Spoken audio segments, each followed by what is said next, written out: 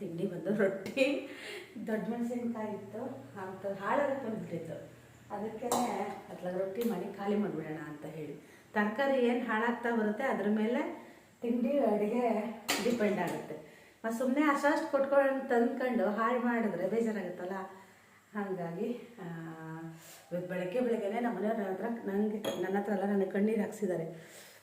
ಇದಿರುತ್ತೆ ಅವ್ರದ್ದು ಮೊಬೈಲು ಚಾರ್ಜೇ ಆಗ್ತಾ ಇಲ್ಲ. ಅದು ನಾನು ಮೊಬೈಲ್ ತೊಗೊಂಡಾಗ ಒಂದು ಪವರ್ ಬ್ಯಾಂಕ್ ಕೊಟ್ಟಿದ್ರಲ್ಲ, ಯಾವಾಗ ನೋಡಿದ್ರು ಆ ಪವರ್ ಬ್ಯಾಂಕ್ ಈ ಚಾರ್ಜಿಂಗ್ ಕೇಬಲಿಗೆ ಹಾಕಿದ್ರೆ ಚಾರ್ಜೇ ಆಗೋಲ್ಲ. ಅದು ಲೂಸಾಗಿ ಹೊರಗೆ ಬಂದುಬಿಡುತ್ತೆ, ಚಾರ್ಜೇ ಆಗೋಲ್ಲ. ಅದು ರಾತ್ರಿ ಚಾರ್ಜಿಗೆ ಹಾಕು ಅಂತ ಹೇಳಿದ್ರು. ನಾನು ಚಾರ್ಜಿಗೆ ಹಾಕಿ ಅವ್ರ ಹತ್ರ ಇಡೋದು ಬಿಟ್ಟೆ, ನಾನು ನನ್ನ ಹತ್ರ ಇಟ್ಟು ಮಲಗಿದೆ. ನಾನು ನಿದ್ದೆಗಣ್ಣಲ್ಲಿ ಹಾಕಿದ್ನೋ ಎಂಥದ್ದು, ಅದು ಚಾರ್ಜು ಆಗಿರಲಿಲ್ಲ, ಅದರಿಂದನೂ ಹೊರಗೆ ಬಂದು ಕೂತ್ಕೊಂಡಿತ್ತದು.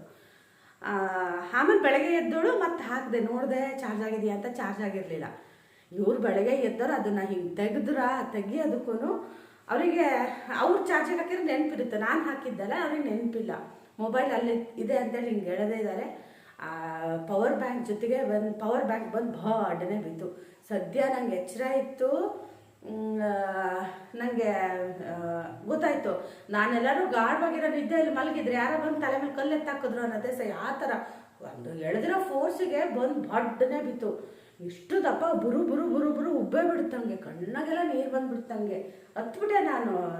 ಏನಾಗ್ತಾ ಇದೆ ಅಂತ ಯಾಕೋ ಗೊತ್ತಿಲ್ಲ. ನಿನ್ನೆ ಸಂಜೆಯಿಂದ ತಲೆನೋವಿನ ಮಾತ್ರ ಎಲ್ಲಿ ಇಟ್ಟಿದ್ದೀನಿ ಅಂತ ಗೊತ್ತಿಲ್ಲ.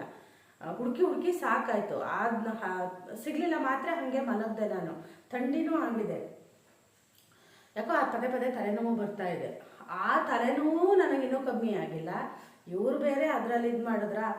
ನಾನೇನೋ ಅಂದೆ ಅವರಿಗೆ, ಅವ್ರು ಅದಕ್ಕೆ ವಾಪಸ್ ನಾನು ಸುಳ್ಳೇ ಹೇಳ್ತಾ ಇದ್ದೀನಿ ಅಂತ ಅವ್ರಿಗೆ ನಾನು ವಾಪಸ್ ಉತ್ತರ ಹೇಳಿದ್ರು. ನನಗೆ ಬೇಜಾರಿತ್ತು ಅದಕ್ಕೆ.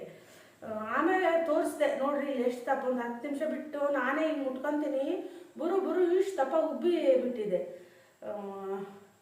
ಇಷ್ಟು ನೋವಾಗ್ತಾ ಇದೆ ಅಂದರೆ ಅದು ಅಷ್ಟು ನೋವಾಗ್ತದೆ. ಆ ತಲೆನೋವಿಗೂ ಈ ನೋವಿಗೂ ಬೆಳಗ್ಗೆನೇ ಕಣ್ಣಿನ ಹಾಕಂಗೆ ಮಾಡಿದ್ದಾರೆ ಇವತ್ತು ನನಗೆ. ಅದು ಒಂಥರ ಹಿಂಗೆ ಸೆಳೀತಾ ಇದೆ. ಟೈಮ್ ಬಂದು ನಾನು ಆಮೇಲೆ ಸ್ವಲ್ಪ ಹೊತ್ತು ಮಲಗ್ದೆ. ಟೈಮ್ ಬಂದು ಆಮೇಲೆ 6 ಗಂಟೆಗೆ ಎದ್ದು ಬಂದೆ ನಾನು. ಇದೆಲ್ಲ 5 ಗಂಟೆ ಟೈಮಲ್ಲಿ ಆಗಿರೋದು. ನಮ್ಮನೆಯವರು ಬೆಳಗ್ಗೆ ರಾತ್ರಿ ಬೇಗ ಮಲಗದ 8-8:30ಗೆ, ಬೆಳಗ್ಗೆ 4 ಗಂಟೆಗೆ ಎದ್ದು ಇಂಥವೇ ಕೆಲಸಗಳು ಮಾಡ್ತಾ ಕುತ್ಕೊಳ್ಳೋದು. ಸಿಟ್ಟು ಬರುತ್ತೆ ನನಗೂ ನಿದ್ದೆ ಇಲ್ದಂಗೆ ಮಾಡ್ತಾರೆ. 4-10 ಹಂಗೆ ಮಲಗ್ತೀನಿ ಚೂರು ಮೊಬೈಲ್ ನೋಡಿ. ನಾನು ಬೇಗ ಮಲಗದೆ ಅನ್ಸುತ್ತೆ ತಲೆನೋವಿನ ಕಾಲದಾಗೆ. ಬೆಳಗ್ಗೆ ಥಂಡಿ ಆಗಿದೆ, ರಾತ್ರಿ ಥಂಡಿ ಇರುತ್ತೆ. ಥಂಡಿ ಮಾತ್ರ ಒಂದು ತಿಂದ್ಬಿಡ್ತಿದೆ. ಬೆಳಗ್ಗೆ ಥಂಡಿ ಆಗಿದೆ. ಈಗಲೂ ಹುಡುಕ್ತಾ ಇದ್ದೀನಿ, ಮಾತ್ರೆ ಸಿಗ್ತಾ ಇಲ್ಲ, ಎಲ್ಲಿ ಇಟ್ಟಿದ್ದೀನಿ ಅನ್ನೋದೇ ಗೊತ್ತಿಲ್ಲ. ನಾನು ಇಲ್ಲಿ ಮಾತ್ರೆ ಇಟ್ಕೊಂತಿದ್ದಲ್ಲ, ಅದಕ್ಕೆ ನಂಗೊಬ್ರು ಕಮೆಂಟಲ್ಲಿ ಹೇಳಿದರು ಅಡುಗೆ ಮೇಲೆ ಮಾತ್ರೆಗಳು ಇಟ್ಕೊಬಿಡಿ ಅಂತ. ಹಾಗಾಗಿ ಅಲ್ಲಿ ತೆಗ್ದಿದ್ದೀನಿ ನಾನೀಗ. ಅಂದ್ರೆ ಥಂಡಿ ಮಾತ್ರೆ ಒಂದು ಇಟ್ಕೊಂಡಿದ್ದೀನಿ, ಅಲರ್ಜಿದು ಒಂದು ಯಾವಾಗಾದ್ರು ಕಟ್ತಾ ಬಂದರೆ ಅದನ್ನು ನಾನು ತೆಗಿಬೇಕು. ಅದಕ್ಕೆ ಇಲ್ಲಿ ಮಾತ್ರೆಗಳು ಇಡೋದು ಕಮ್ಮಿ ಮಾಡಿದ್ದೀನಿ ಈಗ. ನನಗೇನು ಗೊತ್ತಾ, ಇಲ್ಲಿದ್ರೆ ಪಟ್ಟಂತ ಸಿಗುತ್ತೆ. ಹಾಗಾಗಿ ನಾನು ಇಲ್ಲಿ ಅಡುಗೆ ಮನೇಲಿ ಇಟ್ಕೊತೀನಿ. ಮತ್ತು ಫ್ರಿಜ್ ಮೇಲೂ ಕೂಡ ಇಡಬಾರ್ದಂತೆ. ನಾನು ಯಾವುದೋ ಇದರಲ್ಲಿ ನೋಡಿದ್ದೆ ಮಾತ್ರೆಗಳನ್ನ. ನಾನು ಅಲ್ಲೊಂದು ಸ್ವಲ್ಪ ಇಟ್ಕೊಳ್ಳೋದಾಗಿತ್ತು. ಅಲ್ಲಿ ನೋಡಿದ್ಮೇಲೆ ಮತ್ತೆ ಅಲ್ಲಿ ಇಡಬಾರ್ದಂದ್ರಲ್ಲ, ಕೊನೆಗೆ ಇಲ್ಲಿ ಇಡೋಕ್ಕೆ ಶುರು ಮಾಡಿದೆ. ಅನ್ನ ಸ್ವಲ್ಪ ಮಾತ್ರ ಇದೆ, ಸ್ವಲ್ಪನೇ ರೊಟ್ಟಿ ಮಾಡ್ತೀನಿ. ನಂಗೆ ಯಾಕೋ ಇವತ್ತು ಏನೂ ಮಾಡೋಕ್ಕೆ ಬೇಡ ಥರ ಆಗ್ತಾಯಿದೆ. ಅನ್ನನ ಚೆನ್ನಾಗಿ ಕುಕ್ಕರಲ್ಲಿ 2 ವಿಷಲ್ ಹೊಡ್ಸ್ಕೊಂಡೆ. ಅನ್ನ ನಿನ್ನೆ ಗಟ್ಟಿಯಾಗಿಬಿಟ್ಟಿತ್ತು. ನಂಗೆ ಈ ಅಕ್ಕಿ ಊಟನೇ ಸೇರ್ತಾ ಇಲ್ಲ, ಹಂಗಾಗ್ಬಿಟ್ಟಿದೆ. ಆ ಪಾಲಿಶ್ ಇಲ್ಲದೆ ಇರೋ ಅಕ್ಕಿ ಖಾಲಿ ಆಗ್ತಾ ಬಂತದೆ. ಅಕ್ಕಿ ಮಾಡಿಸ್ತೀರಿ ಅಂದಿದ್ದೀನಿ. ಈ ಸಲ ನೋಡ್ತೀನಿ, ಅಕ್ಕಿ ಚೆನ್ನಾಗಿದ್ದರೆ ಅದೇ ಅಕ್ಕಿ ಇಟ್ಕೊತೀನಿ. ಇಲ್ಲ ಅಂದರೆ ಭತ್ತ ಮಾರಿ ಸುಮ್ಮನೆ ಅಕ್ಕಿ ತೊಗೊಳ್ರಿ ಅಂತ ಅನ್ನೋಣ ಅಂತ ಇದ್ದೀನಿ. ಸ್ವಲ್ಪ ಅನ್ನ ಕಮ್ಮಿ ಇದೆ, ದೊಡ್ಡ ಮೆಣಸು ಜಾಸ್ತಿ ಇದೆ ಅಂದರೆ ಇದ್ರಲ್ಲಿ ಸುಮಾರೆಲ್ಲ ಆಗಿದೆ. ಸ್ವಲ್ಪ ಸಿಗ್ಬೋದೇನೋ ನೋಡೋಣ. ಇಷ್ಟ ಅಷ್ಟು ಮಾಡ್ತೀನಿ. ಸಂಜೆಗೂ 2 ಮಾಡ್ಕೊಂಡ್ರೆ ನನಗೆ ತಲೆ ಬಿಸಿ ತಪ್ಪುತ್ತೆ. ಪಾತ್ರೆನೂ ಒರೆಸಿಲ್ಲ, ಎಂಥದೂ ಇಲ್ಲ. ಅವ್ರಿಗೆ ಹಾಗೆ ಮುಖ ತೊಳ್ಕೊಬಂದು ಟೀ ಮಾಡಿಕೊಟ್ಟೆ. ಈಗ ಬಾಗಿಲಿಗೆಲ್ಲ ನೀರು ಹಾಕಿ ಜಸ್ಟು ಒಳಗೆ ಬಂದೆ. ಕಸ ಎಲ್ಲ ಹೊಡೆದ್ಬಿಟ್ಟು ಅವ್ರು ಹೋದ್ಮೇಲೆ ಕಸ ಹೊಡ್ಕೊಂಡೆ ಇವತ್ತು. ನಂಗೆ ಬೆಳಗ್ಗೆ ಇದ್ದೊಳಗೆ ಆಗಲಿಲ್ಲ ಹೊಡೆಯೋಕ್ಕೆ. ಕೆಮ್ಮು ಶುರುವಾಗಿದೆಯಪ್ಪ, ಥಂಡಿ ಕೆಮ್ಮು ಅಂದರೆ ಜ್ವರ ಬರುತ್ತೇನೋ ಅಂತ ಭಯ ಆಗುತ್ತೆ ನನಗೆ. ಜ್ವರ ಮಾಡಿದೆ ಸುಮಾರು ದಿನ ಆಯಿತು. ಒಂದೊಂದ್ಸಲ ಅನ್ಸುತ್ತೆ ಜ್ವರ ಬಂದು ಆರಾಮಾಗಿ ಒಂದು 4 ದಿನ ಮಲಗಬೇಕು ಅಂತ. ಹಂಗೆ ಮಲಗಿದಾಗ ಅನಿಸುತ್ತೆ ಅಯ್ಯೋ ಯಾಕಾದರೂ ಬಂತು ಅಂತ. ಪಾತ್ರೆ ಒರೆಸ್ಕೊಳ್ತೀನಿ, ನೀರು ಕುಡಿದು ಜೀರಿಗೆ ನೀರು ಕುಡಿದಿಲ್ಲ, ಏನೂ ಕೆಲಸ ಮಾಡಿಲ್ಲ ಇವತ್ತು. ಬಿದ್ದಿದ್ದು ಎಷ್ಟು ನೋವಾಗಿದೆ ಅಂದರೆ, ಎಷ್ಟು ದಿನ ನೋವಿತ್ತು ಗೊತ್ತಾ? ಕಮ್ಮಿ ಅಂದರೂ ಒಂದು 15 ದಿನ ನೋವಿತ್ತು. ತಲೆ ಬಾಚಬೇಕಿದ್ರೆಲ್ಲ ಅಷ್ಟು ನೋವು ಆಗ್ತಾಯಿತ್ತು. ಅದೇನಾಗಿತ್ತು ಅಂದರೆ ಹಿಂದಿನ ದಿನ ನಾನು ಬಾತ್ರೂಮ್ ತೊಳಿಬೇಕಿದ್ರೆ ನಲ್ಲಿನ ಕೂಡ ನೆತ್ತಿ ಹತ್ರ ನಲ್ಲಿನ ಹೊಡೆಸ್ಕೊಂಡ್ಬಿಟ್ಟಿದ್ದೆ. ಅದೂ ನೋವಿತ್ತು, ಇದೂ ನೋವು. ಒಂದು 15 ದಿನ ನೋವು ಅನುಭವಿಸಿದ್ದೀನಿ. ನಾನು ನಮ್ಮ ಮನೆಯವರಿಗೆ ತಮಾಷೆ ಮಾಡ್ತಾಯಿದ್ದೆ, ನೀವು ನನ್ನನ್ನು ಸಾಯಿಸಬೇಕು ಅಂತಲೇ ಹಂಗೆ ಮಾಡಿದ್ದೀರಾ ಅಂತ. ಹೌದು ಅಂತ ಹೇಳಿದ್ರು. ನಾನು ಜೋರಾಗಿ ಹೊಡಿಬೇಕು ಅಂತ ಅಂದ್ಕೊಂಡೆ, ಅದು ಸ್ವಲ್ಪ ನಿಧಾನ ಬಿತ್ತು ಅಂತ ಅಂದರು. ನಾನೇನಾದರೂ ನಿದ್ದೆ ಕಣ್ಣಲ್ಲೇ ಇದ್ದಿದ್ದರೆ, ಅಂದರೆ ನನಗೆ ಜೋರಾಗಿ ನಿದ್ದೆ ಬಂದು ಆ ಥರ ಬಿದ್ದಿದ್ದರೆ ನಾನೇನೋ ಹಾರ್ಟ್ ಅಟ್ಯಾಕಾಗೆ ಸತ್ತೋಗ್ಬಿಡ್ತಿದ್ದೆ, ಏನೋ ಗೊತ್ತಿಲ್ಲ. ಯಾಕಂದರೆ ಅಷ್ಟು ಅದು ನೋವಾಯಿತು ನನಗೆ, ಒಂಥರ ಕಲ್ಲಿದ್ದಂಗಿದೆ ಅದು. ಏಕೋ ಅಂತ ಮಾಡಿದ್ದಲ್ಲ ಪಾಪ, ಹಾಗಾಗಿ. ಮತ್ತು ನಮ್ಮನೆಯವ್ರದ್ದು ಮೊಬೈಲು ಹಾಳಾಗಿಬಿಟ್ಟಿದೆ. ಯಾವಾಗ ಗೊತ್ತಾ, ಚಿನ್ನಿ ಫಸ್ಟ್ PU ಇರಬೇಕಿದ್ರೋ ಅಥವಾ ಸೆಕೆಂಡ್ PU ಇರಬೇಕಿದ್ರೋ ತೊಗೊಂಡಿರೋ ಮೊಬೈಲ್ ಅದು. ನಾನು ಮೊನ್ನೆ ಒಂದು ಇನ್ಸಿಡೆಂಟ್ ಆಯಿತು, ನಾನು ನಿಮ್ಮ ಹತ್ರ ಅದನ್ನು ಶೇರ್ ಮಾಡಲೇ ಇಲ್ಲ. ನನ್ನದು ಮೊಬೈಲ್ ಹಾಳಾಯ್ತಲ್ವ, ಆಮೇಲೆ ನಾನು ಮೊಬೈಲು ಶ್ರೇಯು ಬಂದಮೇಲೆ ಮೊಬೈಲ್ ತೊಗೊಂಡೆ. ಆಮೇಲೆ ಚಿನ್ನಿದು ದಿಢೀರಂತ ಹಾಳಾಯ್ತಲ್ವ. ಚಿನ್ನಿಗೆ ತೊಗೊಳಕ್ಕೆ ಇಷ್ಟ ಇರಲಿಲ್ಲ. ಅಂದರೆ ಅವಳು ಸ್ವಲ್ಪ ಐಫೋನ್ ಏನಾದ್ರು ತೊಗೊಳ್ಳೋಣ ಅಂತ ಅವಳೇ ಮನಸ್ಸಲ್ಲಿ ಇತ್ತು. ಸ್ವಲ್ಪ ದಿನ ಬಿಟ್ಟು, ಇವಾಗಲ್ಲ ಸ್ವಲ್ಪ ದಿನ ಬಿಟ್ಟು ತೊಗೊಳ್ಳೋಣ ಅಂತ ಇತ್ತು ಅವಳಿಗೆ. ಅದು ಮತ್ತು ಅವಳಿಗೆ ಆ ಟೈಮಲ್ಲೇ ಎಕ್ಸಾಮ್ ಇತ್ತು, ಮತ್ತು ಈಗ ಇಂಟರ್ನ್ಶಿಪ್ಪಿಗೆ ಹಾಕೋದು ಆ ಥರದ್ದೆಲ್ಲ ಇತ್ತಲ್ವ. ಹಾಗಾಗಿ ನಾವು ದಿಢೀರಂತ ಅವಳಿಗೆ ಮೊಬೈಲ್ನ ಕೊಡಿಸಿದ್ವಿ. ನಮ್ಮ ಶ್ರೇಯು ಮೊಬೈಲ್ ಅಂಗಡೀಲಿ ಎಷ್ಟು ಸಿಟ್ಟು ಮಾಡಿದಾಗ ಗೊತ್ತಾ ನನ್ನ ಹತ್ರ. ಅಂದರೆ ಅವ್ರ ಡ್ಯಾಡಿದು ಹಳೆ ಮೊಬೈಲ್ ಆಯಿತು. ಯಾಕಂದರೆ ನಾನು ನಮ್ಮ ಮನೆಯವ್ರು ತೊಗೊಂಡ ಮೇಲೆ ನಾನು ಮೊಬೈಲ್ ತೊಗೊಂಡಿದ್ದು. ಚಿನ್ನಿದಂತೂ ಬಿಡಿ ರೀಸೆಂಟಾಗೆ ತೊಗೊಂಡಿದ್ದಾಗಿತ್ತು. ರೀಸೆಂಟ್ ಅಂದರೆ ಅವಳದು 3 ವರ್ಷ ಆಯಿತು, ಆದರೆ ನಮ್ಮ ಮನೆಯವ್ರದ್ದು 6-7 ವರ್ಷ ಆಗೋಯ್ತಲ್ವ. ಎಷ್ಟು ಸಿಟ್ಟು ಮಾಡಿದಾಗ ಗೊತ್ತಾ, ಅಂದರೆ ನನಗೆ ಬೈತಾ ಇದ್ದಾನೆ, ಡ್ಯಾಡಿಗೊಂದು ಹೊಸ ಮೊಬೈಲ್ ಕೊಡ್ಸೋಕ್ಕಾಗಲ್ವ ನಿನಗೆ ಅಂತ ನನಗೆ ಅಲ್ಲಿ ಬೈತಾ ಇದ್ದಾನೆ. ಇಲ್ಲ ಮಗ ಕೊಡ್ಸೋಣ ಸ್ವಲ್ಪ ದಿನ ಬಿಟ್ಟು ಅಂತ ನಾನು ಹೇಳಿದೆ. ನಾನು ಅರ್ಧ ಹಾಕ್ತೀನಿ, ನೀವು ಅರ್ಧ ಹಾಕಿ ತೊಗೊಳ್ಳಿ ಅಂತ. ಆದರೆ ಈ ಸಲ ತುಂಬ ಬಜೆಟ್ ನಮ್ಮದು ಟೈಟ್ ಆಗಿತ್ತು. ಹಾಗಾಗಿ, ಯಾಕಂದರೆ ನನಗೂ ಕೊಡಿಸಿದ್ರು ಮೊಬೈಲ್ನ, ಆಮೇಲೆ ಚಿನ್ನಿಗೂ ಕೊಡಿಸಿದ್ರು. ಹಾಗಾಗಿ ಅವರು ಇಲ್ಲ ಬೇಡ ಅಂತ ಹೇಳಿದ್ರು. ಇವಾಗೆಲ್ಲ ಮೊಬೈಲ್ ರೇಟ್ ಕೇಳಿದ್ರೆ ತಲೆ ತಿರುಗ್ದಂಗೆ ಆಗುತ್ತೆ, ಉಂಡಂಗಲ್ಲ ತಿಂದಂಗಲ್ಲ, 1000 ಗಟ್ಟಲೆ ದುಡ್ಡನ್ನ ಕೊಡಬೇಕಾಗುತ್ತೆ. ಆಮೇಲೆ ಶ್ರೇಯು ಪಾಪ ಅವನಿಗೆ ಅವ್ರ ಡ್ಯಾಡಿ ಅಂದರೆ ಜೀವ. ಅಲ್ಲಿ ಮೊಬೈಲ್ ಅಂಗಡಿಯವ್ರನ್ನ ಕೇಳಿದೆ, ಅದಕ್ಕೆ ಕವರ್ ಕೂಡ ಹರಿದೋಗ್ಬಿಟ್ಟಿತ್ತು. ಕವರ್ ಕೇಳಿದ ಪಾಪ. ಅವ್ರು ಅಂದರು ಇಲ್ಲ ಒಂದು 5 ವರ್ಷ ಎಲ್ಲ ಆದಮೇಲೆ ಹಳೆ ಮೊಬೈಲ್ಗಳಿಗೆ ಕವರ್ ಬರಲ್ಲ ಅಂತ ಹೇಳಿದ್ರು. ಆಮೇಲೆ ಮೇಲ್ಗಡೆ ಸ್ಕ್ರೀನು ಹೋಗಿತ್ತು ಅವ್ರದ್ದು. ಆಮೇಲೆ ಅದಕ್ಕೊಂದು ಸ್ಕ್ರೀನ್ ಗಾರ್ಡ್ ಹಾಕ್ಸಿದ ಅವನು. ಅಂದರೆ ಅವನಿಗೆ ಅಲ್ಲಿ ಅಷ್ಟು ಸಿಟ್ಟು ಬರ್ತಾಯಿತ್ತು ನಮ್ಮಿಬ್ಬರ ಮೇಲೆ. ನೀವಾದರೆ ತೊಗೊಂಡ್ರಿ, ಡ್ಯಾಡಿಗೆ ಹೊಸ ಮೊಬೈಲ್ ಇಲ್ಲ ಅಂತ ಹೇಳಿ ಅವ್ನು ಮಾಡೋದನ್ನು ನಾನು ಚಿನ್ನಿ ನೋಡ್ತಾ ಇದ್ವಿ. ತೊಗೋಬೇಕು ನಮ್ಮ ಮನೆಯವ್ರಿಗೂ ಮೊಬೈಲ್ನ. ಈ ವರ್ಷ ಬೇಡ, ನೆಕ್ಸ್ಟ್ ಇಯರ್ ತೊಗೊತೀನಿ ಅಂತ ಹೇಳಿದ್ರು. ಆ ಮೊಬೈಲು ಚಾರ್ಜೇ ಆಗಲ್ಲ. ಅದನ್ನು ಯಾವಾಗ ನೋಡಿದರೂ ಪವರ್ ಬ್ಯಾಂಕಲ್ಲಿ ಚಾರ್ಜಿಗೆ ಹಾಕಿ ಇಟ್ಟಿರ್ತಾರೆ. ಅದು 5 ನಿಮಿಷ ಆದ ತಕ್ಷಣ ಚಾರ್ಜ್ ಹೋಗಿಬಿಡುತ್ತೆ. ಯಾವಾಗ ನೋಡಿದ್ರು ಪವರ್ ಬ್ಯಾಂಕನ್ನ ಜೊತೆಗೆ ಇಟ್ಕೊಂಡೇ ಓಡಾಡ್ತಿರ್ತಾರೆ. ಅದು ಯಾವಾಗಲೂ ಚಾರ್ಜಿಗೆ ಹಾಕ್ಕೊಂಡೇ ಇರ್ತಾರೆ. ಹಾಗಾಗಿದೆ. ನಾನು ಅಷ್ಟೇ, ಮೊಬೈಲ್ ಪೂರ್ತಿ ಹಾಳಾಗೋ ತನಕ ನಾನು ಮೊಬೈಲ್ನ ತೊಗೊಳ್ಳೋದೇ ಇಲ್ಲ. ಈ ಸಲ ಅನಿವಾರ್ಯವಾಗಿ ಮೊಬೈಲ್ ನೀರಿಗೆ ಬಿದ್ದು ಹಾಳಾಗಿರೋದಕ್ಕೆ ತೊಗೊಂಡೆ. ತುಂಬ ಬೇಜಾರಾಯಿತು ನನಗೂ ಕೂಡ.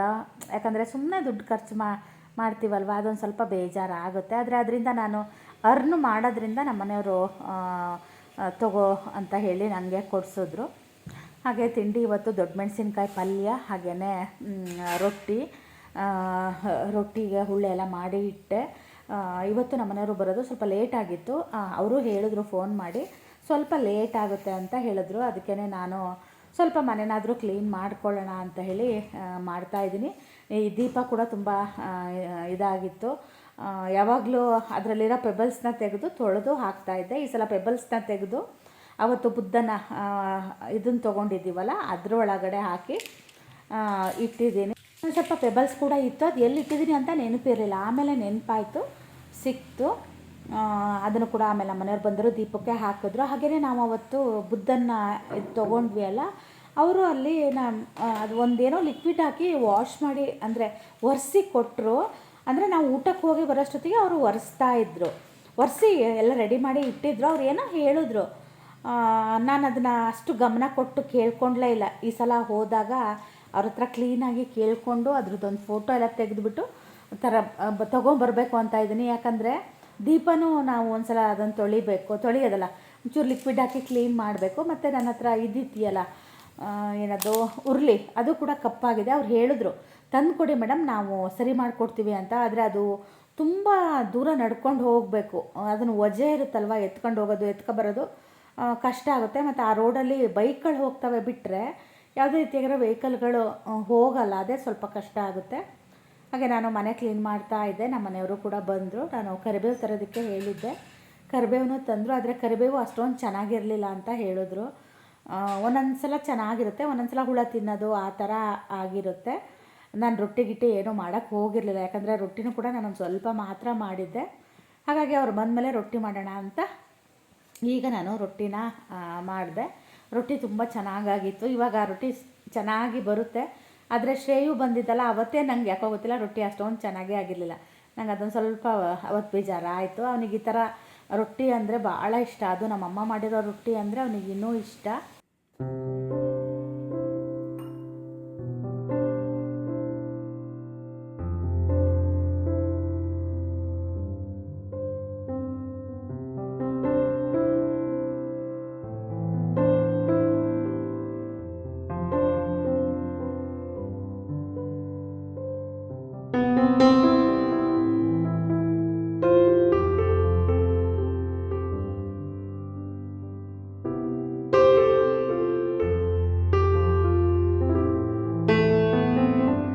ಇಬ್ಬರದು ತಿಂಡಿ ಆಯಿತು. ರೊಟ್ಟಿನ ನಾನು ತುಂಬಾ ಕಮ್ಮಿ ಮಾಡಿದ್ದೆ. ಸಂಜೆಗೆ ಇಬ್ಬರಿಗೂ ಎರಡೆರಡು ರೊಟ್ಟಿ ಇರೋಷ್ಟು ಉಳಿದಿತ್ತು ಅಷ್ಟೇ.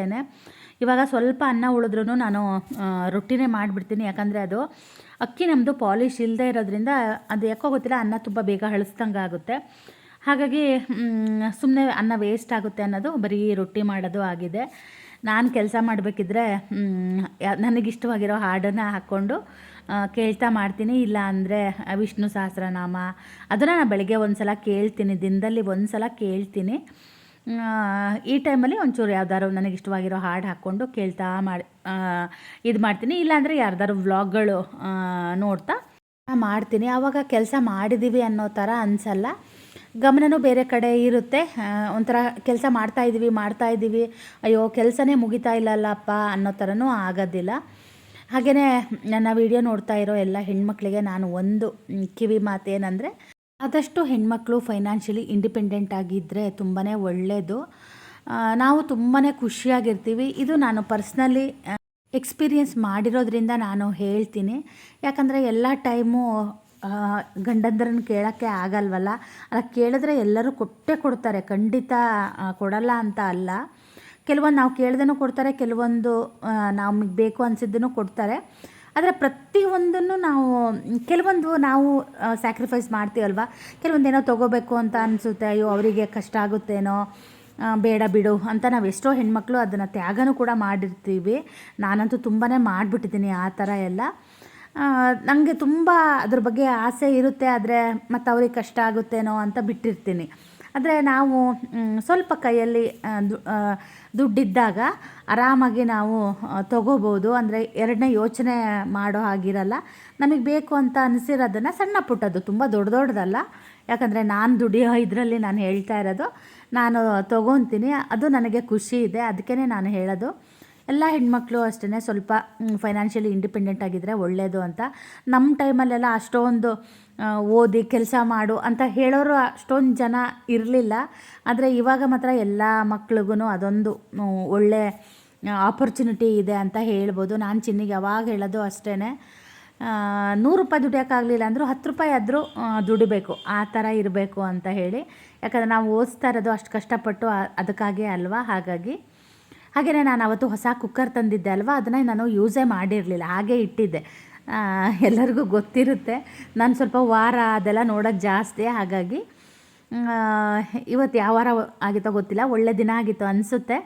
ಹಾಗಾಗಿ ನಾನು ಆ ಕುಕ್ಕರಲ್ಲಿ ಸ್ವಲ್ಪ ನಾನೇನು ಅಂದ್ಕೊಂಡೆ, ಫಸ್ಟು ಹೆಸರುಬೇಳೆ ಪಾಯಸ ಮಾಡೋಣ ಅಂತ ಅಂದ್ಕೊಂಡೆ. ಆಮೇಲೆ ನನಗೆ ಯಾಕೋ ಬೇಡ, ಸ್ವಲ್ಪ ಇದು ಏನದು ಪೊಂಗಲ್ ಮಾಡೋಣ ಅಂತ ಹೇಳಿ ಮಾಡ್ತಾಯಿದ್ದೀನಿ. ಹಾಗೆಯೇ ಸ್ವಲ್ಪ ಪತ್ರೊಡನೆ ಇತ್ತು, ಅದನ್ನು ಕೂಡ ಒಗ್ಗರಣೆ ಹಾಕಬೇಕು. ಅಷ್ಟೊತ್ತಿಗೆ ನಮ್ಮ ಮನೆಯವರು ಬಂದರು, ನಾನು ಮಾಡ್ತಾಯಿದ್ದೆ. ಪೊಂಗಲ್ನ ಅಷ್ಟೊತ್ತಿಗೆ. ಆಮೇಲೆ ಅವರು ಇದನ್ನು ಪೇರ್ಲೆ ಹಣ್ಣು ತಂದಿದ್ದರು, ಅದನ್ನು ನನಗೆ ಹೆಚ್ಚಿಗೆ ಕೊಟ್ಟರು. ಫಸ್ಟು ಅಕ್ಕಿನ ಮತ್ತು ನಾನು ಹೆಸರು ಬೇಳೆನ ಸಮ ಪ್ರಮಾಣದಲ್ಲಿ ತೊಗೊಂಡು ತೊಳೆದುಬಿಟ್ಟು ಅದನ್ನು ತುಪ್ಪದಲ್ಲಿ ಹುರಿದು 1-2 ನೀರು ಹಾಕಿ ಅದನ್ನು ಬೇಯಿಸ್ಕೊಂಡೆ. ಅದಾದ ನಂತರ ನಾನೊಂದು ಸ್ವಲ್ಪ ಬೆಲ್ಲ ಹಾಕಿದ್ದೀನಿ, ಆಮೇಲೆ ಚೂರು ಉಪ್ಪು, ಆಮೇಲೆ ಏಲಕ್ಕಿ ಪುಡಿನ ಹಾಕಿದ್ದೀನಿ ಅಷ್ಟೇ.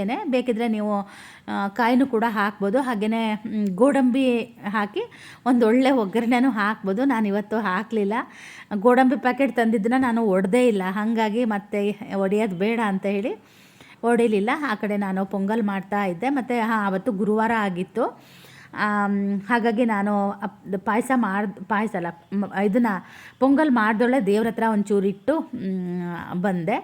ಆಮೇಲೆ ಪೊಂಗಲ್ ಇತ್ತಲ್ವ, ಆಮೇಲೆ ಸ್ವಲ್ಪ ಮೊಸರನ್ನ ಮಾಡೋಣ ಅಂತ ಹೇಳಿ ಸ್ವಲ್ಪ ಮೊಸರನ್ನ ಮಾಡಿದೆ. ಹಾಗೆ ಪತ್ರೊಡೆನೂ ಇತ್ತಲ್ವ, ಪತ್ರೊಡೆ ತಿಂದರೆ ನಾವಿಬ್ಬರು ಊಟ ಮಾಡೋದು ಸ್ವಲ್ಪ ಕಮ್ಮಿನೇ. ಪೊಂಗಲ್ ತುಂಬಾ ಚೆನ್ನಾಗಾಗಿತ್ತು.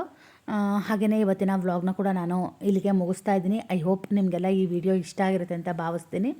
ಹಾಗೆಯೇ ನಾಳಿನ ವಿಡಿಯೋದಲ್ಲಿ ಸಿಗ್ತೀನಿ. ಅಲ್ಲಿ ತನಕ ಬಾಯ್.